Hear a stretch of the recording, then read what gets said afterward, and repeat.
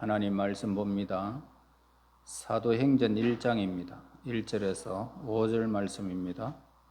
데오빌로여, 내가 먼저 선 글에는 무릇 예수께서 행하시며 가르치시기를 시작하심부터 그가 택하신 사도들에게 성령으로 명하시고 성천하신 날까지의 일을 기록하였노라.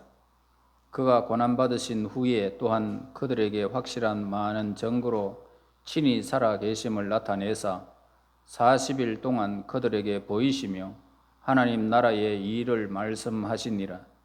사도와 함께 모이사 그들에게 분부하여 이르시되 예루살렘을 떠나지 말고 내게서 들은 바 아버지께서 약속하신 것을 기다리라.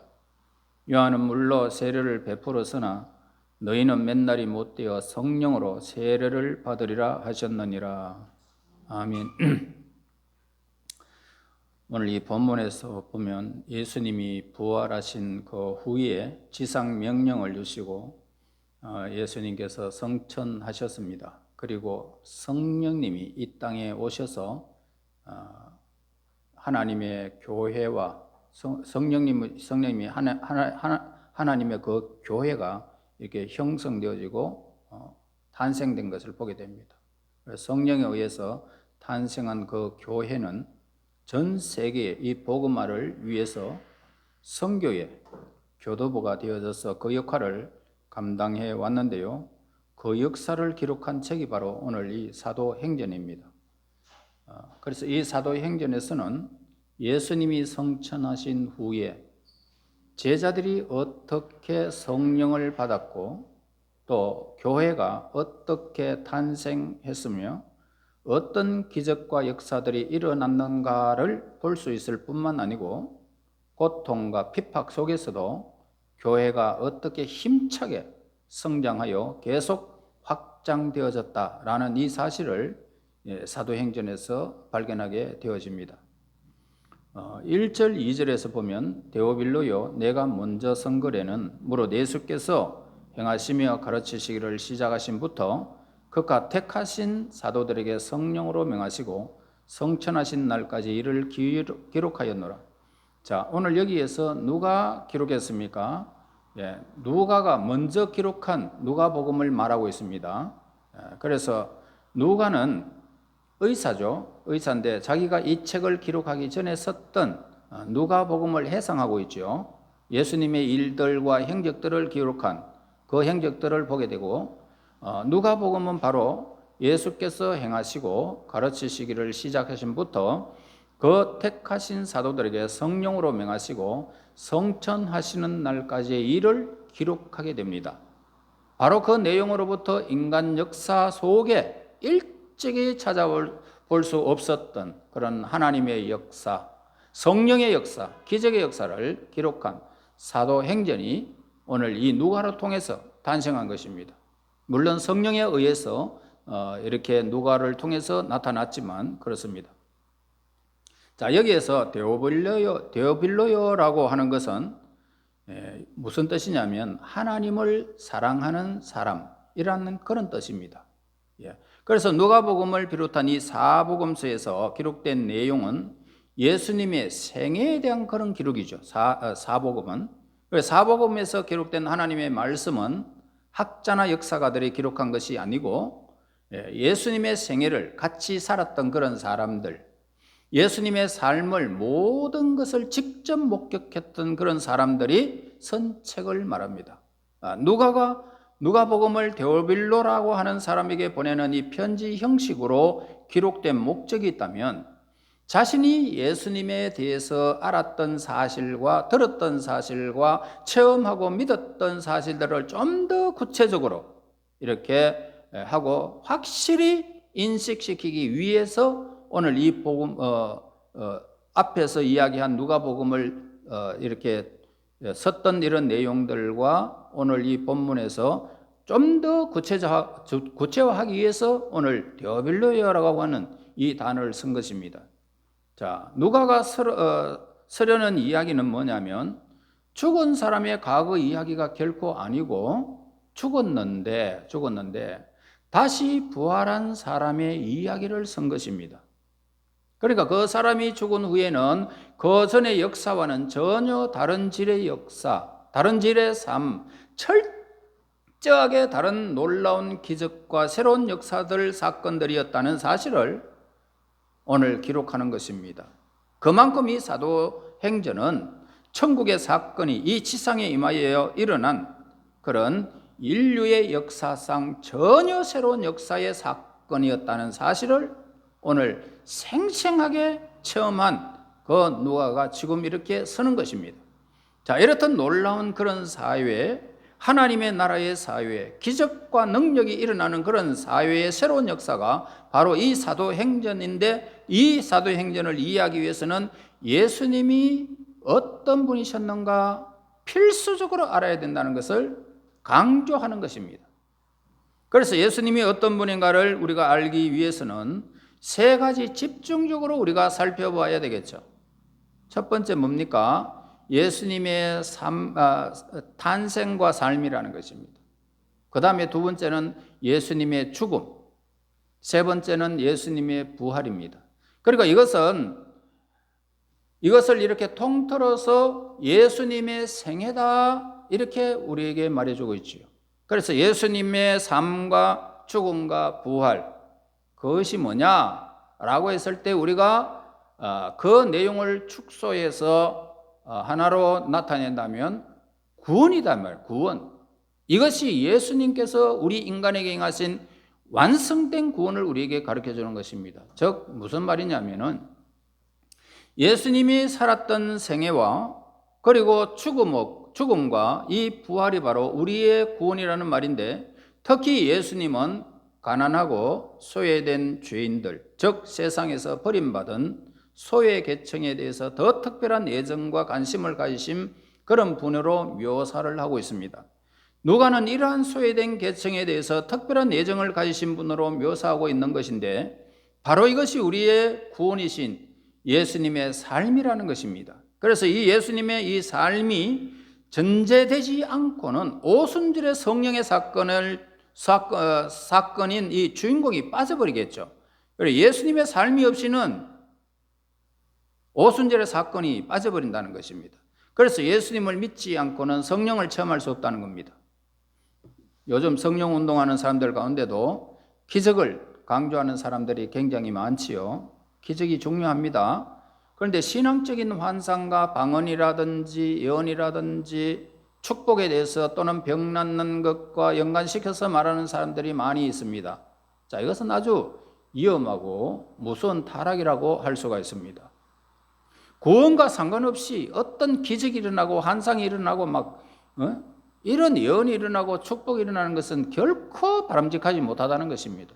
그러니까 예수께서 먼저 우리 안에 역사하셔야 된다는 겁니다. 예수님 안에 있는 이 구원이 내가 체험되지 않고는 이 성령의 역사는 일어나지 않는다는 것입니다. 그래서 예수님의 삶과 예수님의 죽음과 부활과 구원과 그 하신 모든 일들이 선포되기 위하여 사도행전이 이 사건이 기록됨을 오늘 우리에게 설명해 주고 있는 것입니다. 그래서 3절 4절 보세요. 그가 고난받으신 후에 또한 그들에게 확실한 많은 증거로 친히 살아계심을 나타내사 40일 동안 그들에게 보이시며 하나님 나라의 일을 말씀하시니라. 사도와 함께 모이사 그들에게 분바에 이르시되 예루살렘을 떠나지 말고 내게서 들은 바 아버지께서 약속하신 것을 기다리라. 자, 예수님의 삶의 그 결과는 뭡니까? 예수님의 이 땅에서 살았던 그런 하나님 나라를 위하여 살았던 그 모든 삶의 결과는 예수님은 십자가에 죽으셨다는 것입니다. 그런데 그의 죽음은 죄에 대한, 우리 인간의 죄에 대한 형벌이었고, 부활, 죽었다가 다시 살아나셨다. 이 부활은 우리의 생명을 위한 것이었다라고 선포하는 것입니다. 따라서 하나님이신 예수님께서 죽음이 존재하지 않는다는 것을 우리에게 가르쳐주고 있죠. 예수님은 원래 하나님이셨고 그분은 온전한 인간으로 이 땅에 인간의 몸을 빌려서 오셨고 우리와 똑같이 고난을 받고 그렇게 고통을 받고 있다가 죽으시고 하나님의 생명이기 때문에 영원한 죽음으로 갇혀 있지 않고 살아나셨다. 이걸 우리에게 가르쳐주죠. 그래서 예수님은 완벽한 하나님의 자신의 생애를 사셨고 완벽한 인간의 삶을 사셨다. 예수께서 그렇게 사신 예수님은 인성과 신성이 겸비한 하나님이셨는데 죽음을 당하셨다는 사실을 우리에게 가르쳐주죠. 자, 그래서 이것은 우리 인생의 죄의 값이다. 죄의 값이다. 그렇기 때문에 예수님의 죽음은 영원한 멸망을 의미하지 않는다는 겁니다. 대속적 죽음, 우리 인간을 위한 대속적 죽음, 희생적 죽음을 의미했던 거죠. 그래서 한 알의 밀이 땅에 떨어집니다. 썩으면 다시 삭시 나서 열매를 똑같은 열매가 맺히는데 30배, 60배, 100배로 막 맺어버립니다. 그래서 예수님의 죽음과 십자가가 바로 부활을 의미했다는 사실을 가르쳐줍니다. 한 알의 밀알이 떨어져서 삭시 나서 열매를 맺듯이 다시 그 생명은 죽지 않는다는 거죠. 그래서 그분의 죽음은 영광스러운 구원의 사건으로 변한 것입니다. 그러기에 교회마다 영광스러운 십자가를 세우고 우리의 가슴에 십자가를 메고 목걸이에도 십자가를 하고 다니는 것을 보게 됩니다. 우리의 영과 육의 십자가를 새기고 자랑하라는 것입니다. 십자가는 구원의 길이 이루어진 것이기 때문이죠. 3절에 보세요. 그가 고난받으신 후에 또한 그들에게 확실한 많은 증거로 친히 살아계심을 나타내사 40일 동안 그들에게 보이시며 하나님 나라의 일을 말씀하시니라. 자, 이건 뭐냐면 십자가라는 의미를 말해주고 있죠. 누가복음 24장 10절에서 이 여자들은 막달라 마리아와 요한나와 야고보의 모친 마리아라 또 그들과 함께 한 다른 여자들도 이것을 사도들에게 알리니라. 다시 말해서 이 말이 뭐냐면은 예수님의 죽음은 실제적인 사건을 뜻하는 것으로 우리에게 밝혀주고 있습니다. 엠마오로 가던 두 제자들이 예수님과 함께 길을 걸어가면서 부활하신 예수님과 함께 이야기를 나누는 모습을 우리는 보았습니다.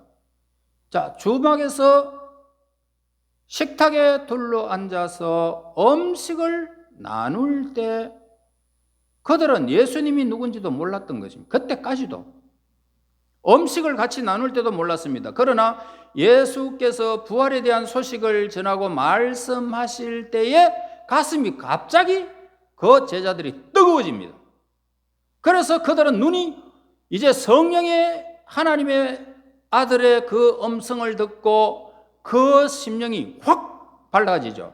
눈이 확 열려버립니다. 바로 영광스러운 부활의 예수님을 발견했죠. 그래서 그들은 엠마오로 가지 아니하고 이제는 다시 돌이켜서 예루살렘을 향하여 돌아오는 모습을 보게 됩니다. 자, 수가성 여인을 우리는 알 수가 있죠. 수가성 여인은 예수님을 만난 후에 물동이를 그냥 물을 이고 가야 먹고 사는데 그것도 내버려 두고 도성으로 막 쫓아 들어가서 나는 메시아를 만났다, 예수님을 만났다라고 하는 상황과 똑같은 것입니다. 자, 오늘 여러분의 가슴이 이 설교를 들으면서 뜨거워져야 됩니다. 뜨거워져야 됩니다. 여러분의 예수님을 만난 이 뜨거움이 여러분들에게 회복되어지면 역사가 바뀌는 것입니다. 가슴이 뜨거워지고 눈이 열리고 영안이 열려서 부활하신 예수께서 지금 바로 여러분 곁에 있다는 사실을 알고 충격을 받은 채 오늘 우리는 이 문을 나서는 것입니다.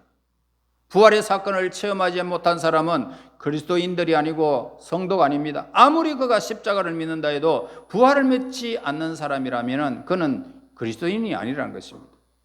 부활하신 예수님을 만난 사람만이 하나님의 기적과 사건을 이해하는 것입니다. 부활하신 예수님을 만난 사람만이 내가 전하는 사건이 무엇인지, 선교가 무엇인지 그렇게 아는 것입니다. 고린도전서 15장 3절에서 8절 보면은 내가 받은 것을 먼저 너희에게 전하였노니 이는 성경대로 그리스도께서 우리 죄를 위하여 죽으시고 장사 지낸 바 되셨다가 성경대로 사흘 만에 다시 살아나사 게바에게 보이시고 후에 12 제자와 그 후에 500여 형제에게 일시에 보이셨나니 그 중에 지금까지 대다수는 살아있고 어떤 사람들은 잠들었으며 그 후에 야고보에게 보이셨으며 그 후에 모든 사도에게와 맨 나중에 만삭되지 못하여 난 자 같은 내게도 보이셨느니라. 과거에도 이 사도 바울은요, 하나님을 알았지 않습니까? 하나님을 잘 믿었기 때문에 하나님을 알았습니다. 율법 준행자였습니다. 그는 바리새인 중에 또 바리새인이었습니다. 그런데 그가 하나님을 잘 믿는 줄 알고, 그러니까 예수님을 그냥 어떤 처형받아야 마땅한 사람으로 그냥 한 사람으로 봤던 것입니다. 그러니까 예수님이 죽었다가 살아났다 부활했다 이렇게 말하니까 하나님 편에서 볼 때에 아니 죄인이 죽은데 왜 그렇게 말하느냐 그러면서 얼마나 그 부활에 대해서 완전히 그냥 그거는 전혀 그냥 부활에 대해서 의심을 했던 것입니다. 그래서 예수 믿는 사람들을 전부 감옥에 잡아넣고 심지어는 죽이기까지 했지 않습니까? 그래 부활 후에 그는 새로운 성품을 가진 사람을 우리는 예수님을 만난 이후에는 완전히 변화된 사람을 보게 됩니다. 그래서 오늘 우리는 이 땅에서 내가 살아가면서 하나님을 믿고요, 봉사도 하고요, 헌금도 합니다. 그러나 아무런 능력을 내가 가지지 못했던 사람, 이런 사람이 변해야 된다는 것입니다. 그러면 누가 능력이 있을까? 부활하신 예수님을 만나면 됩니다. 능력의 사람이 돼버려요. 우리는 완전히 모든 것들이 초월해버리는 그런 사람이 된단 말입니다. 그래서 사도 바울이 예수님을 만났을 때 그 빛으로 다가오신 사울아 사울아 네가 나를 왜 비판하느냐? 누굽니까? 네가 비판하는 예수다. 다시 말해서 네가 부활의 사건을 부인했지 않느냐? 그런데 나는 진짜 부활한 예수다. 이 음성을 들었을 때 그는 그 자리에서 꼬꾸라져 버립니다. 완전히 그의 사상이 변해버리죠. 우리는 오늘 예수님을 만나야 됩니다. 예수님이 십자가의 죽으심으로 나의 죄를 용서했다는 사실을 믿고 그것만 아니고 나를 위하여 부활하셔서 생명이 우리에게 확정되어졌고 확실한 이 사건을 우리의 삶에서 체험하는 것입니다. 3절 보세요.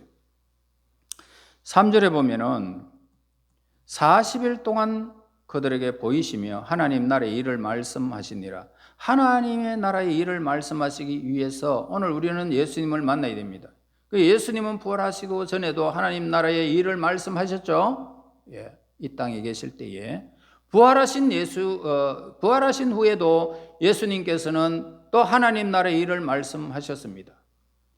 그래서 마태복음 28장 예수님 부활하신 예수님께서 제자들을 향하여 이렇게 말합니다. 너희는 가서 모든 족속으로 제자를 삼아 아버지와 아들과 성령의 이름으로 세례를 주고 내가 너희에게 분부한 모든 것을 가르쳐 지키게 하라. 우리에게 그 분부를 가르쳐 주셨습니다. 4절 5절 보세요. 사도와 함께 모이사 그들에게 분부하여 이르시되 예루살렘을 떠나지 말고 내게서 들은 바 아버지께서 약속하신 것을 기다리라. 요한은 물로 세례를 베풀었으나 너희는 맨날이 못되어 성령으로 세례를 받으리라. 그러니까 하나님의 약속하신 것을 받아라는 것입니다. 하나님의 약속하신 것은 뭡니까? 성령 하나님이 우리에게 임재하시는 것을 말합니다. 자, 그렇게 되면 사도행전이 시작된다는 것입니다. 그래서 사도행정적인 삶이 이루어진다는 거죠. 사도행정적 교회가 생긴다는 것입니다. 그러니까 약속하신 것을 받는다는 것은 세 가지로 기록되어져 있어요. 첫째는 뭐냐면 예루살렘을 떠나지 말아라. 두 번째는 하나님께서 주시겠다는 겁니다.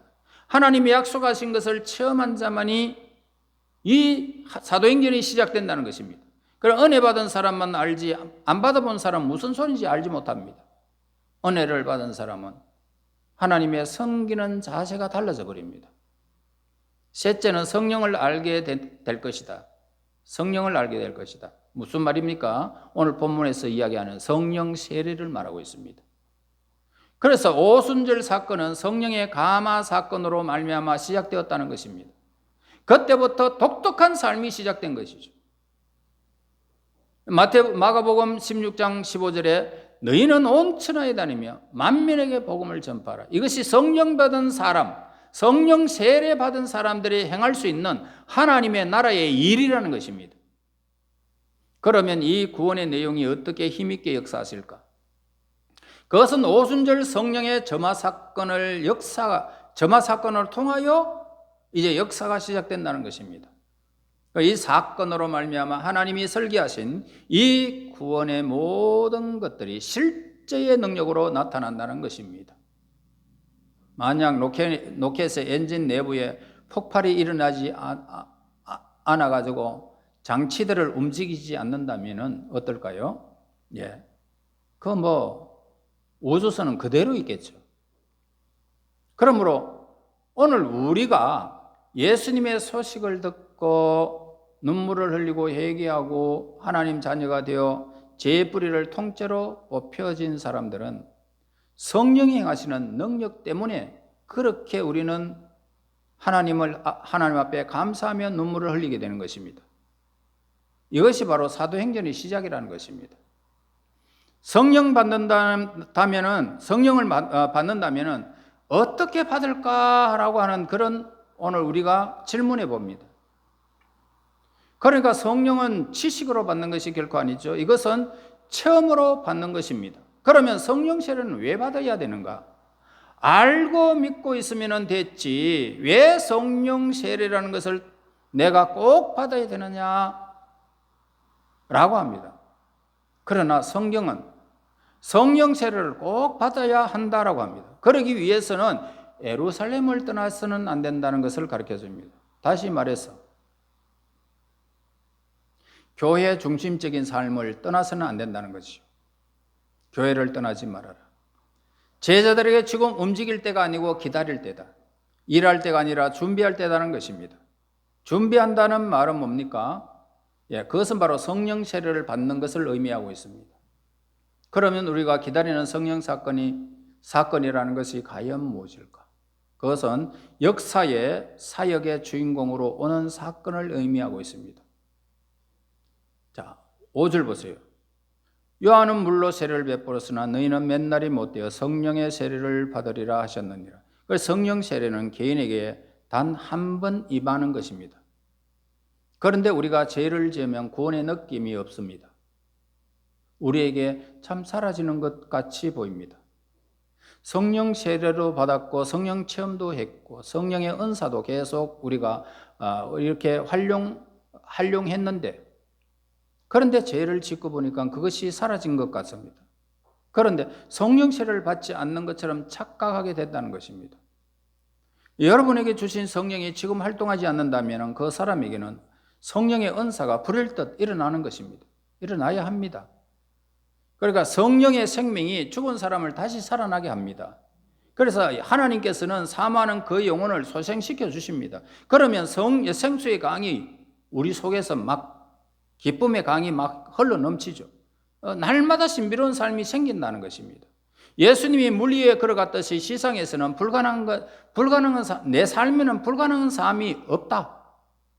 나에게는 불가능이 없다. 내가 행하는 모든 일들은 하나님의 영광을 위한 것이고 내 삶의 모든 부분은 하나님의 영광을 위해서 내가 쓰임받고 그리고 그것이 나타나게 될 것이다라는 이 확신이 있는 사람, 이런 사람들은요 성령의 세례를 받은 사람들, 용서할 수 없는 사람을 용서할 수도 있습니다. 이런 사람 할 수 없다라고 사람들은 그렇게 생각하고 우리 경제가 침체된다 할지라도 내 삶에는 전혀 그런 것이 없다라고 하는 이런 긍정적인 마인드가 있으면 그는 분명히 하나님의 사람입니다. 예전에는 불평을 하면서 하던 일들이 이제는 기쁨으로 하게 된다는 것입니다. 이전에는 도랑 같았던 우리의 마음이 바다처럼 넓어지는 것입니다. 성령 세례가 내게 임하면 어떨까요? 하나님의 놀라운 새 역사, 새 시대가 열린다는 것입니다. 내게 그렇게 열리는 거죠. 그래서 예수께서 베풀어 주셨던 모든 구원의 능력이 내게 임하는 것입니다.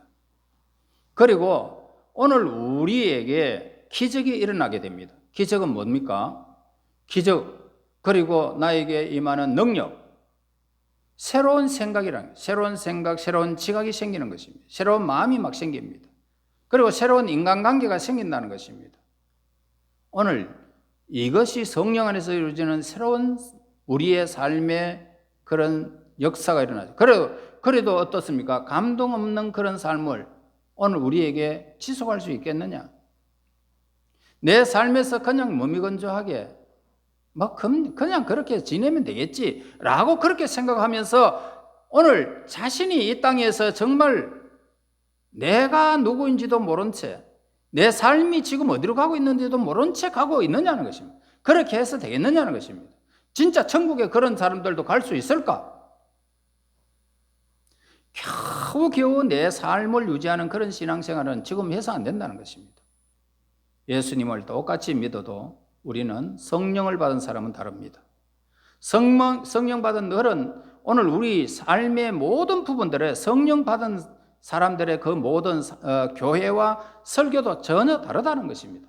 이건 지식의 문제가 결코 아니고 오늘 우리는 이 영광스러운 성령 사건에 모두가 초대된 그런 하나님의 사건을 오늘 우리는 사도행전을 통해서 발견하게 되어집니다. 여러분 정말 변하고 싶으십니까? 아니면 지금처럼 힘없이 그냥 교회만 왔다 갔다 하시겠습니까? 우리는요, 나는 지금까지 정말 이렇게 무미건조하게 지냈던 것처럼 보이지만 성령의 사건이 우리에게 임하게 되면 내가 변해 버리는 것입니다. 누구는 말 잘하는 사람들이 어디 있습니까? 예. 내 생각, 그것이 하나님께서 우리의 생각과 우리의 모든 것들을 고치지 못하시는 분이 아님을 우리는 알아야 합니다. 하나님은 다 고칠 수 있는 분이십니다. 예수님이라면 오늘 모든 기적의 가능성을 성령 안에서 오늘 우리에게 이루실 분이십니다.